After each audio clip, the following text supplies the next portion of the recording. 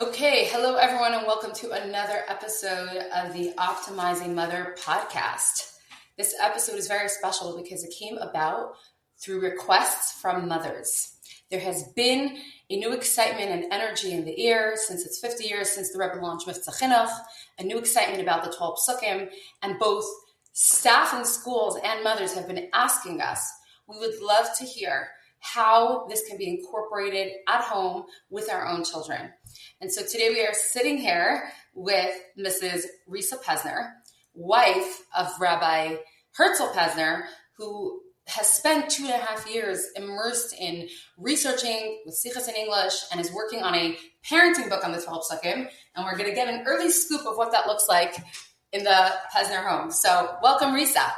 Thank you so much for having me. Thanks for joining us today. So can you just give us in short, what's your overview of your goal today in this podcast, your one-liner? Sure.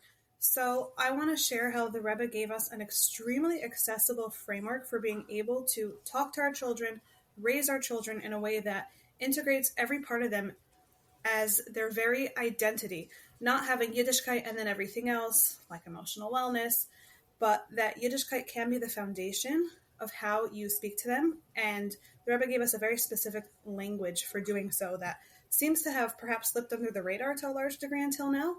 And it's something that we have been blessed to learn about and integrate into our family. So I'd love to share what that has looked like for us. Thank you. So tell us a little bit. What did it look like? How did you get involved in the 12 Pesukim? I mentioned a little bit about your husband learning, but what has been your interest and how that, meshed with your mothering, etc.? Yeah, so I've always been very interested in child development and specifically early childhood and wanting to do things right.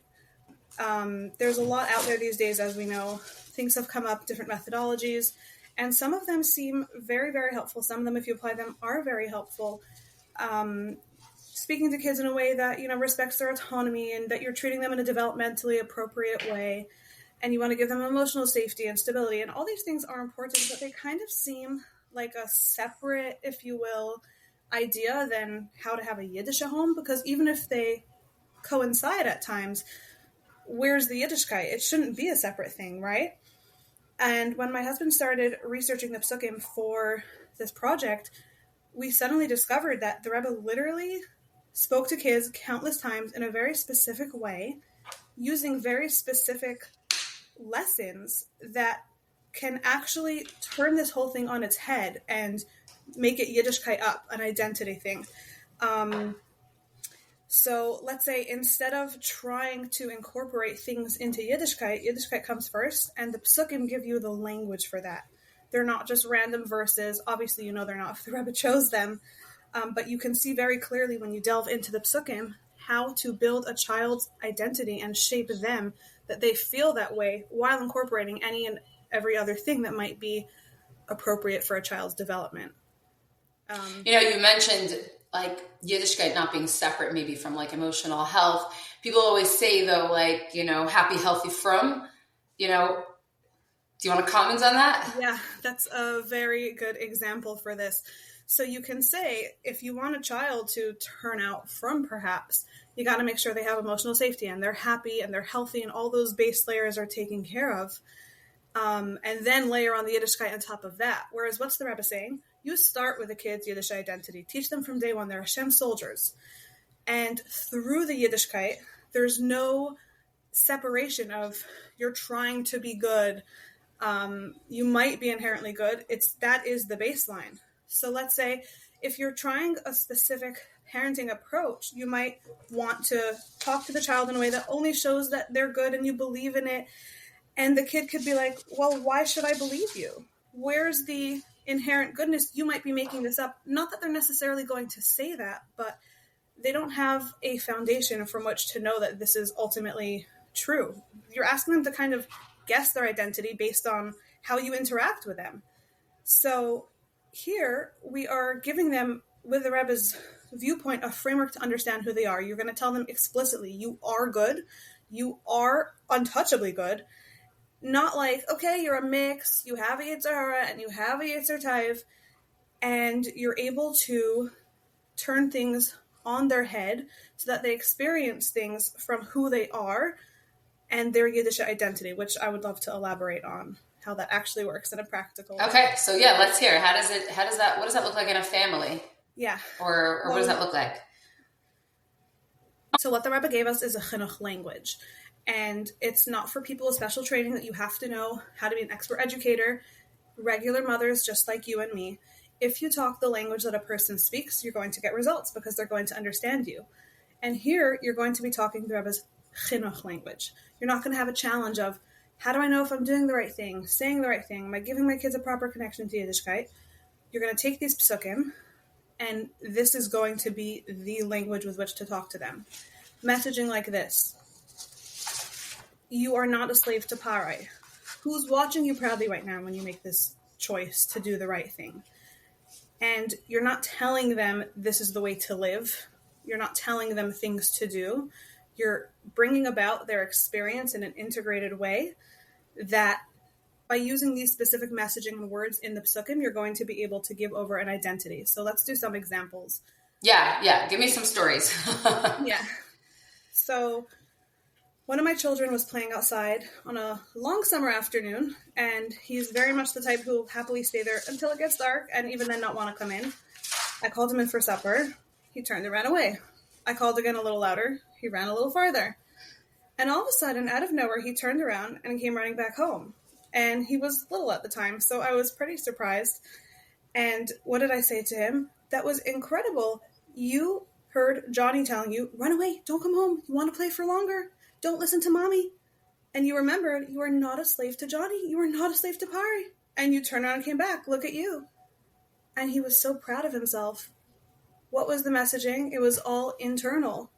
This was not any sort of external, you should, you shouldn't, why did you, why didn't you? He had internalized, I'm a Hashem soldier, and I am not my yetzer hara. And this was intrinsic. This came out on his own. I'll give you another example. Pesach is coming. Everything's very hectic. Got to sit down to a Seder after all the work you've done, either yourself or if you're visiting, it certainly involves travel stress. And you can just do the thing. The kid knows this is what we're doing. Time to eat matzah. We went out of Mitzrayim. See, there's the words. You see that happened, right? And what are you doing for the child? How meaningful is it? It's essentially a ritual. Not to mention, maybe it's a stressful environment, like we just said. It's a late night. They're going to be crazy. You know what's going to happen the next day. Are you even looking forward? So how do you change that from a ritual of something in Yiddishkeit that you do that's not a meaningful connection into something that is part of their identity? So with the Rebbe's approach, you're being able to apply the messages of how to live a Yom Tov. What did the Rebbe say in the Pesach rallies?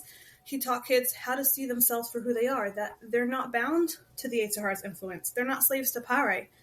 And even more specifically, the Rebbe actually always would say the yetzer hara, not your yetzer hara, specifically to enforce this message. Externalizing it. It's not you.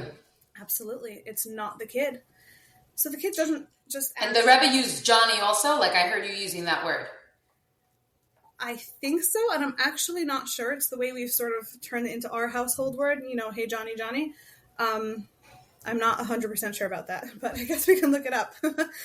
I like it because they know the song in the niggin, and it's a way for them to, again, separate it from themselves. They're really not Johnny. They have a Johnny that is supposed to try and get them, and they know good and well that as a soldier, they're a lot stronger.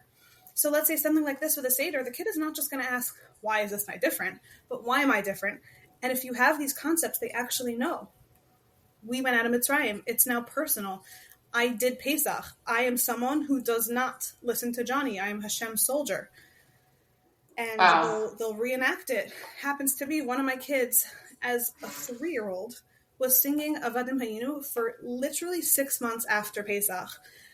Including Rabbi B's English words, where he says, we were slaves and now we are free. And I do not think that was a coincidence. Wow. Any other Yom Tov? Before we delve into the 12 Pesukim specifically, I'd love to hear the stories of what that looks like. Yeah, take some chasera. It's probably the most recent at this point. You can have the kid walk around in circles, do the dance, eat the candies, be happy to collect them, and that could be all, right? Take the Rebbe's approach. what's one of the messages of the Pasuk of Torah, which I'd love to delve into soon? Owning Torah as an individual, they themselves, and cherishing it. If this is something that's real to them on a regular basis, not just in Torah, but all the time, then the Yom Tov becomes a time where they can let loose on their appreciation and their bond with the Torah. They're not just randomly celebrating and dancing around, but it's something that they feel. I am an owner of the Torah, and there's more of a personal joy involved in that. In our house specifically, we saw that with our kids in Simchas Torah. There was a specific excitement for yay, now it's our turn to celebrate it. When it comes to wow. So, I think that you gave a very good introduction in the sense that this is the language that we use with our kids, but practically what does that mean? When do you go about teaching the kids the 12 Pesukim? You have 12 Pesukim lessons? How does it work? When are you teaching your kids these concepts? Yeah, great question. So we talk about these things in a daily situation, and I'm a young mom. My kids are still young, so I would definitely say start young. We want that reinforced from a young age. If you anyway would like to talk to your kids intentionally, then you're going to try to talk to them at their level about things they care about. Might as well make it meaningful, right? So we weave simple phrases from the Pesukim into daily life. For example, go back to the Parai thing. Who's not a slave to Parai? Who owns the whole Torah? Who was with you in your room? Who was watching proudly when you made that choice in class? Things like that, which are... Not mommy. It was Hashem. Absolutely. And they know. You hear the little kids responding back. It's kind of like these are taglines that you throw out these phrases once you know what the messages of the Pesukim are, and you're not chanting Bechal all day, and you can, it's under hate, but clearly that's not the point. It's the messaging, right? And this, so to speak, becomes the soundtrack of their childhood. Wow, that's so beautiful. So can you give us a little bit more, what are some other core messages from the Pesukim? You shared about not being a slave to Johnny, you hinted to Torah, but what are some other core messages you think, that are... Yeah, so the beautiful thing is that, as you would expect, they actually all build on each other. So let's say from Torah, owning, cherishing, and applying Torah in a way that is relevant to a little child, recognizing Hashem's presence everywhere, that you're free from the yetzer hara, that a child has a natural desire to give Hashem nachas. I have some stories on that I'll share later, which is really beautiful. Seeing the world as Hashem's creation, being able to apply Torah to every circumstance, encouraging effort over perfection. So you have all these taglines kind of, and they get this constant messaging of who they are. They're Hashem soldier. Who's with them? Hashem. What do you own? Torah, it's literally yours. And you're not bound to anything else. So you drill in these ideas, these core ideas, and it becomes their norm and their language and how they think. Everyone likes stories, me too, and I'm curious now. Do you want to share one of the Nachas stories now? Yeah. In very short, let's take the lesson from Yismach of you literally making Hashem happy.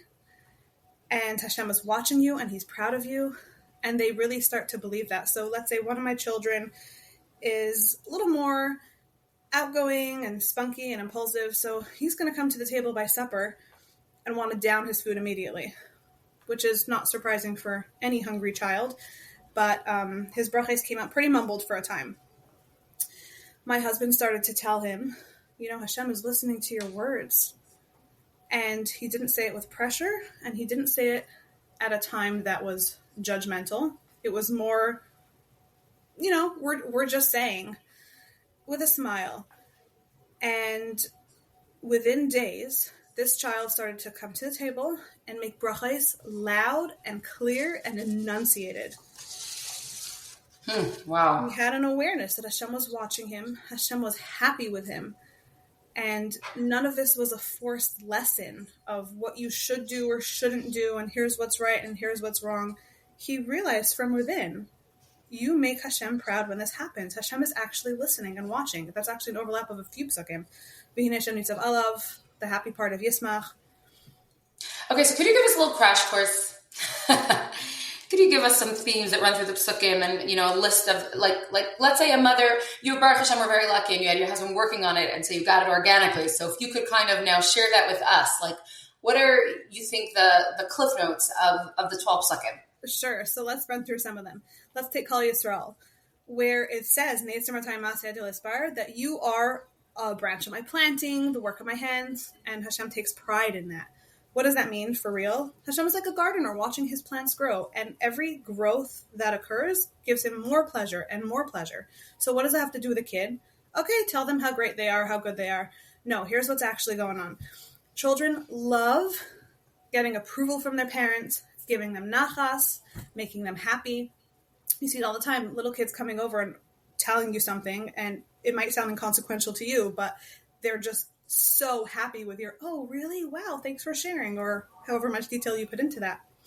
So if you stretch that past giving you nachas, and you give over a message to a child of, you can give Hashem nachas, you can make him proud, then you motivate them in a very altruistic way to start acting for Hashem. And it's a very big game changer because you actually see them start acting differently when they're reminded that they make Hashem proud. So in real life, whenever we see good behavior, we emphasize a lot of, you just made Hashem really proud, or who do you think is so proud of you? And they answer, Hashem. They really get it. You have to remember that this is a true identity thing. And perhaps we might not be used to thinking this way, but because it's a part of who you actually are, if this is the language you tell them from young, of course they pick it up. Who do you think was so proud of you when you made that choice, or whatever the situation was? It's instinctive for them to answer Hashem, and it becomes part of their experience, and they start being able to think, what did I do? Is Hashem proud of that? And in the positive version, Hashem is proud of what I just did. Additionally, Hashem is always there waiting to be proud, so you can emphasize that by bringing out that message too. Hashem was in school watching what happened in class. He was waiting to be proud of you, and look, he was at home, wherever it is. They realize that there's always an audience. They're always serving Hashem. They're always making him proud. A story that actually happened this Shabbos, last week Shabbos Mevarchim, my 6-year-old wanted to say Tehillim, and it's semi-new for him because although he's been reading for a while, he's still getting good at reading, I guess, in a way that feels comfortable for him. So he wanted to do his quota, which was either 20 minutes or 4 kapitlach. So how are you going to get it to say Tehillim if it's hard for him? How long is he going to last? Maybe in an old approach, you could give him a sticker chart. Maybe you could say, good job, find some sort of incentive. You say your kapitlach, you get a reward. What would you do this way with the Rebbe's approach?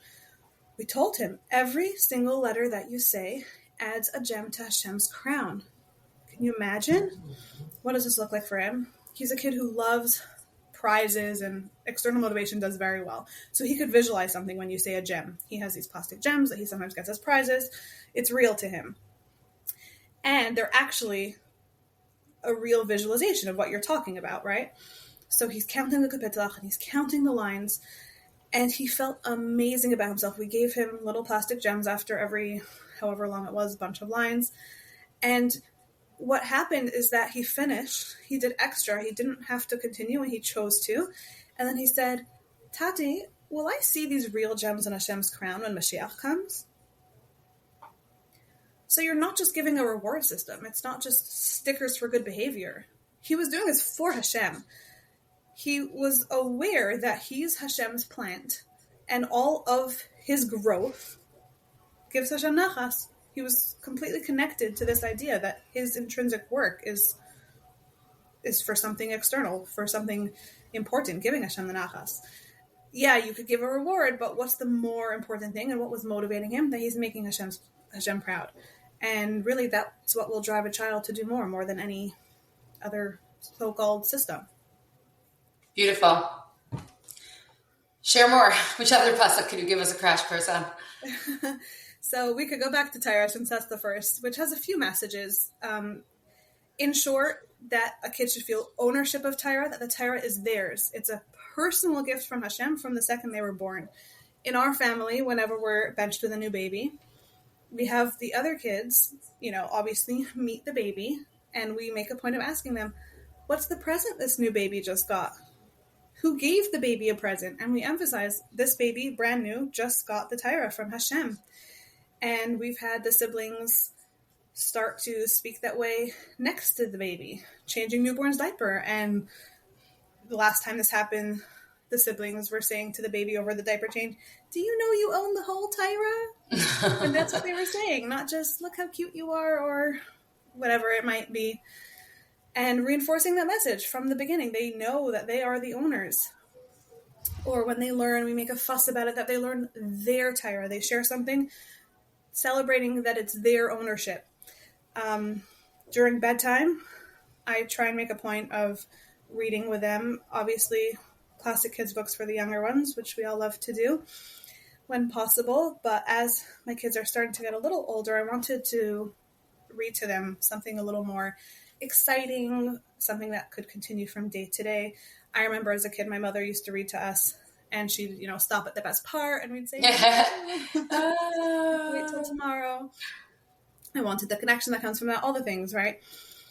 So we started to read from the family Midrash says. Right now we're reading Sefer Shmuel, and we emphasize it's not just nice stories. It's not just the connection, which is inherently very valuable, but that we're learning your Torah.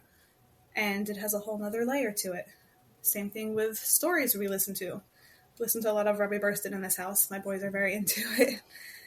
And we talk about it. And you learned a lot of Torah today. So you create a pattern where you reinforce the ownership of the Torah. There's another few messages, such as about cherishing the Torah, that you celebrate it because it's so precious. So in language in the home, that looks like, you're so lucky you got to learn Torah. You're so lucky you got to kiss the Torah. You're so lucky you got to dance with the Torah. And you talk this way about things that are precious, about things you do celebrate. Like, how do you talk to, the baby in the home about how cute and delicious they are? There's an element of preciousness there that you celebrate. So we do that here too. You know what's coming to mind as I'm listening to you? I'm just thinking, naturally sometimes as mothers we could think kids learn in school, and at home we parent. And what this does so beautifully as I'm listening is you're really fusing the two. It's not like parenting is separate. It's like school, they learn Torah, whatever they need to learn, Chumash Navi, at home. It's like we are teachers without a lesson plan, but in the real sense, because we're the ones at home that are incorporating it into like day to day. There's no test. Right. And this is the cohesiveness of talking to kids in the way that the Rebbe showed us. Works exactly that. There's no separation of what you learn and who you are. It's all one and the same. Did you have something else you wanted to add about Torah, or are we ready for another one? There's a bit more. There's about applying what you learn from Torah as well. We just spoke about that you own it and it's special and precious, but what about applying it? How do you do that in your home? Obviously you can, connect situations to the parsha or what's going on, but even more specifically, instead of answering a question off the cuff, I wonder what halacha says about that, or what a Torah story says about that. I very often say, let's ask Tati. He's very smart because he learns a lot of Torah. That's why he knows a lot of things. I'm sure he'll know the answer to that one. I've said that probably since they were too young to really get answers to their questions. And do you have examples of like scenarios that happen where you would respond and say like, oh, let's see what Torah has to say about that? Specifically,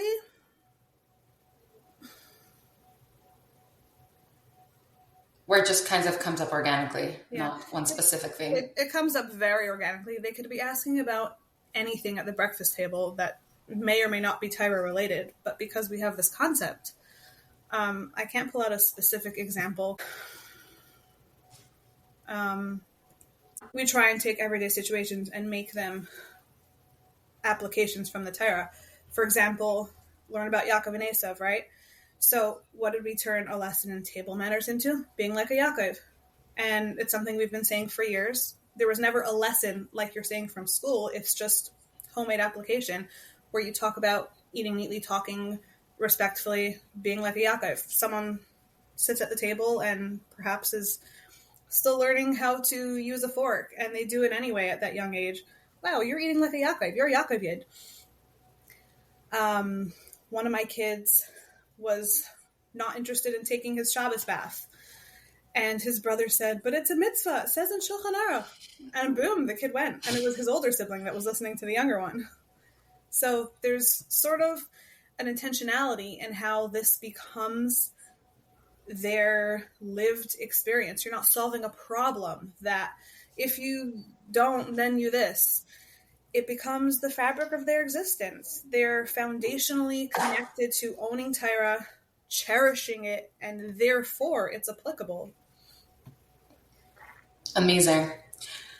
Okay, we did Kol, we did Tyra. This is our crash course, so you want to offer us anything else? The message of Shema that you want to give children is that Hashem is your personal Eibishter. Not just there's this great big thing above me that we know is going to take care of you, but that they should feel comfortable talking to Hashem, thinking about Hashem, getting safety from Hashem, with Hashem being in charge. Kids were playing outside, and one of the older ones was bossing the younger ones around, neighbors and my children together, and one of them came in complaining. What do you say? Are they in charge of you? And what's their answer? No, Mommy, Tati, and Hashem are in charge of you. Okay, so you don't need to listen to them, right? So you could say that in any situation. You don't need any tools or background for such a thing. But over here, when you are developing their sense of self in a way that they have confidence that Hashem is in charge of them, now they can navigate peer pressure better because it's real. Kid is making a bracha. What do you emphasize? That was so beautiful. Hashem heard your bracha. He was listening. He answered you. And let's say the story I mentioned earlier about my son completely slowing down and saying bracha slowly, even though he's more of a fast-paced personality, not to mention hungry, right? Why does that work? Because they're ingrained with the message of, this is my personal Hashem, and I'm thanking him for the food. The bond actually comes through. We're not talking about a superficial God above you, but we give them a sense of real relationship with real safety. Hashem is in charge. You're not alone. He's listening. Another thing we like to do is, before my Dani, tell the kid, Hashem is with you. So obviously when they get older, they say my Dani on their own, but for however many years it is that you go to get your child in from the crib when they're very little, that's what we try to do. Open door, Margain, Hashem is with you, and then you start my Dani. And they internalize it. Actually, my 2-year-old, who's still in that situation, just last week, she responded to that. She said, yeah, and the Rebbe's with me, because there's a picture right near her bed.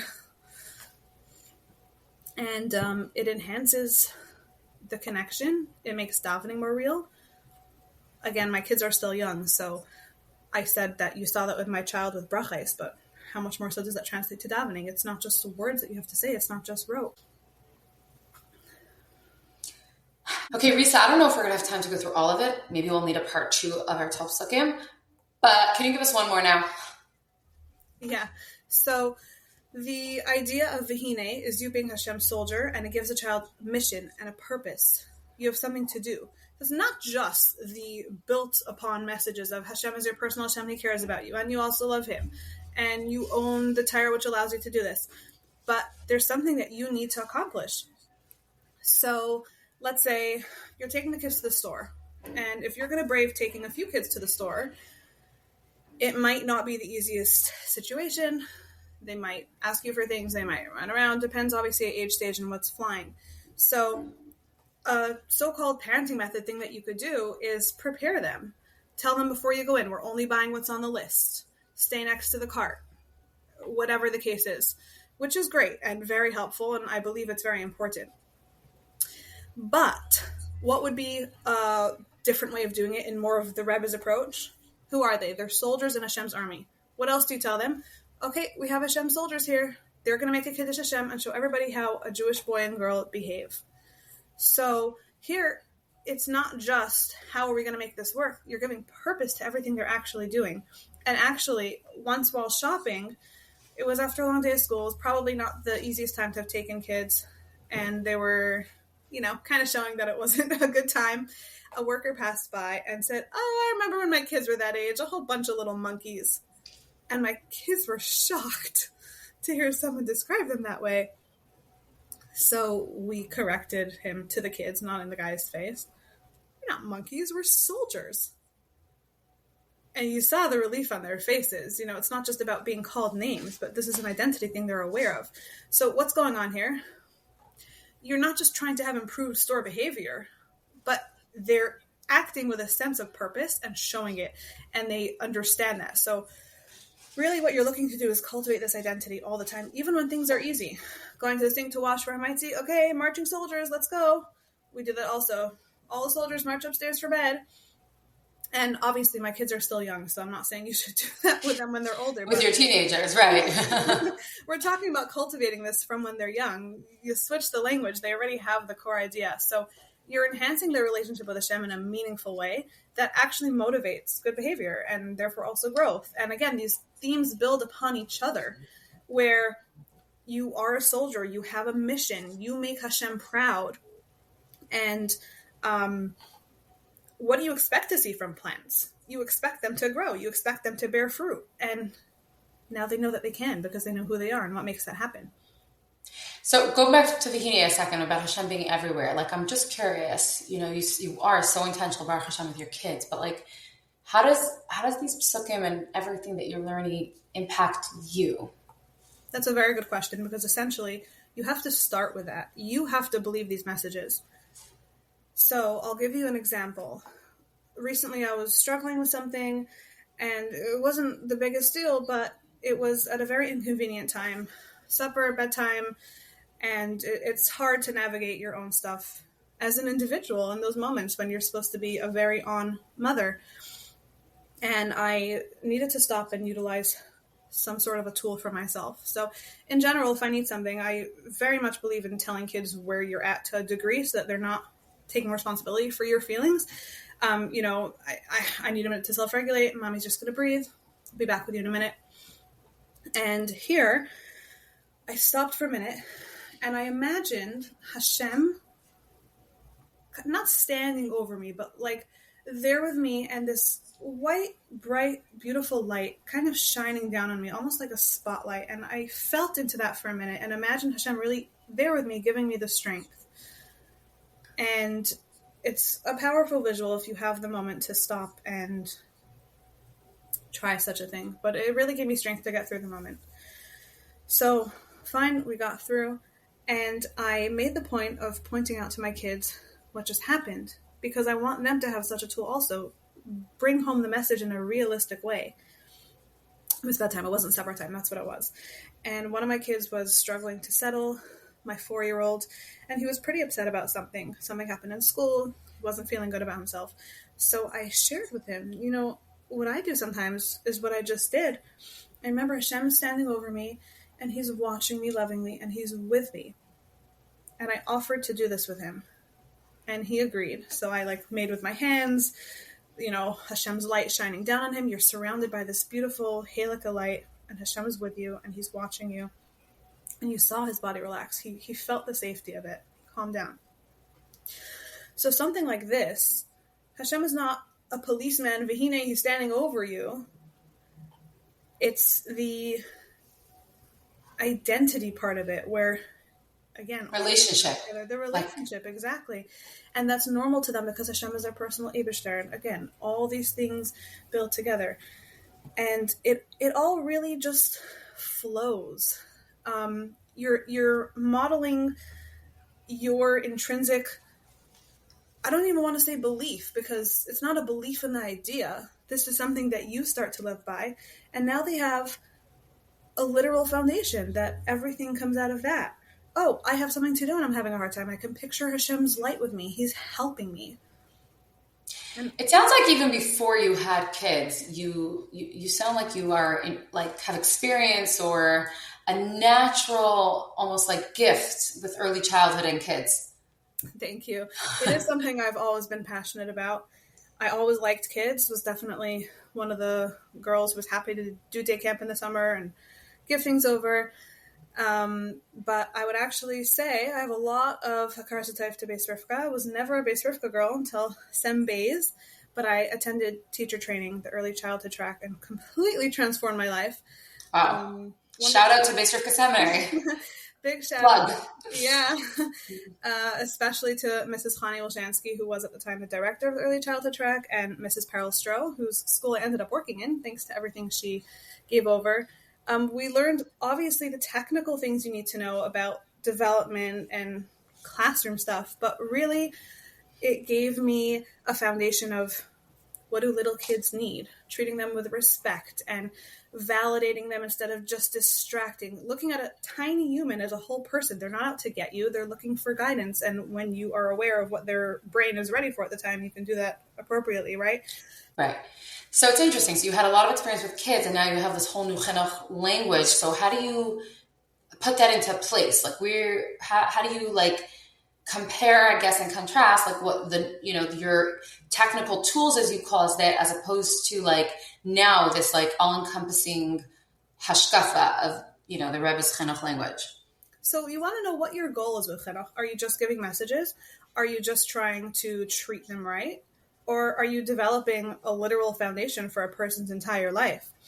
You can take these other methodologies, and some of them have amazing tools, but essentially that's what they are. They're tools. They're techniques for communicating. They're ways to understand a kid's developmental needs. They help you connect, but they're not a full-blown structure and a framework that can essentially raise a kid in their own right. And the difference here with the Rebbe's approach is that instead of just telling you how to talk, how to avoid conflict, and some other things, the Rebbe is telling you, what are you building? And here's the language to do so.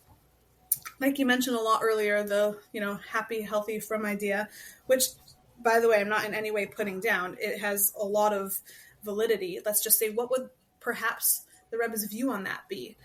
You're not first making sure that they're this and then that, where Yiddishkeit becomes an add-on or a requirement. I'll give you an example. Back to washing for bread, So we're going to make sure, are they hungry? Are they in the right mood? You want to establish like emotional safety around mealtime. And then you want to introduce the mitzvah part of things like, okay, now can you wash your hands?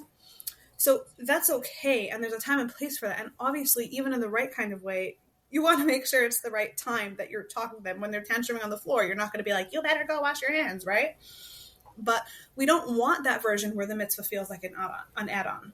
You want to introduce mitzvahs to begin with the Rebbe's Chinuch language. Imagine you ask a kid, how would Hashem feel if he did this? They recognize that it makes Hashem happy, and they actually want to go and do it, even if they're just 3. So again, you don't do it when they're dysregulated. You have to incorporate the tools from the rest of the world's methodologies of doing things right. How does a child need to be spoken to? What is the way to do that? But then you time things properly, and you speak to them as Hashem's soldier doing something meaningful, then they jump at the mitzvah. And you actually see that this really does resonate. It's not that Yiddishkeit is a burden you add on after you take care of everything else. Yiddishkeit is the thing that's giving structure. It's the thing that's giving meaning and joy and purpose. And so the Rebbe is sort of providing a framework for a kid who knows their mission, that they're Hashem's. They have a foundation. They have Yiddishkeit from day one. They have the language. You've brought these concepts down onto their level. And very importantly, as a parent, that you believe in the inherent goodness of the child, which causes them to believe in their inherent goodness. And you have a child who is experiencing happy and healthy through their relationship with Hashem and Torah.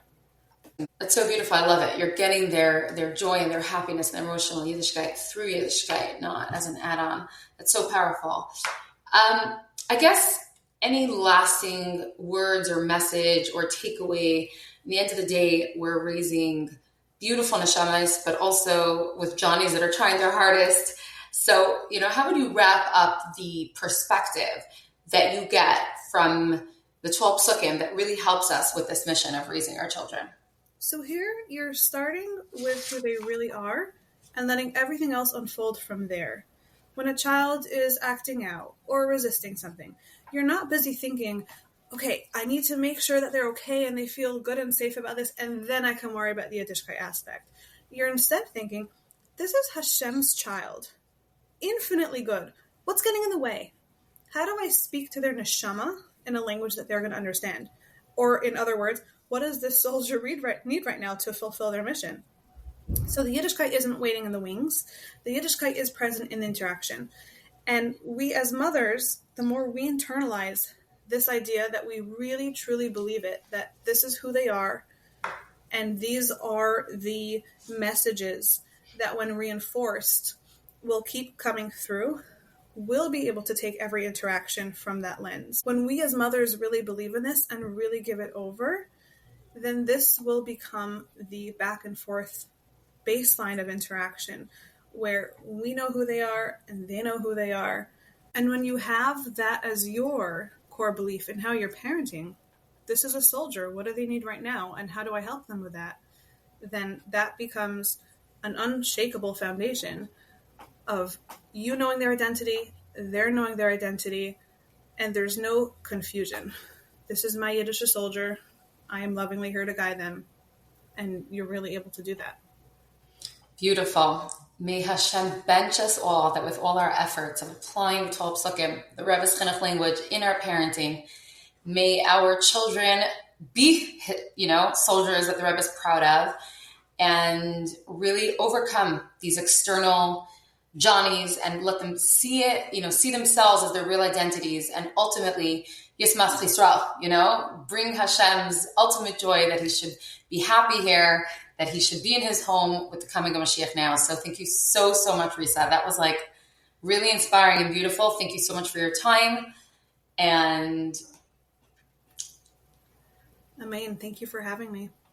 Thank you. Thank you to all our listeners. Please, please share, subscribe, and let everyone know and join this revolution of the 12 Pesukim. Thank you, Risa.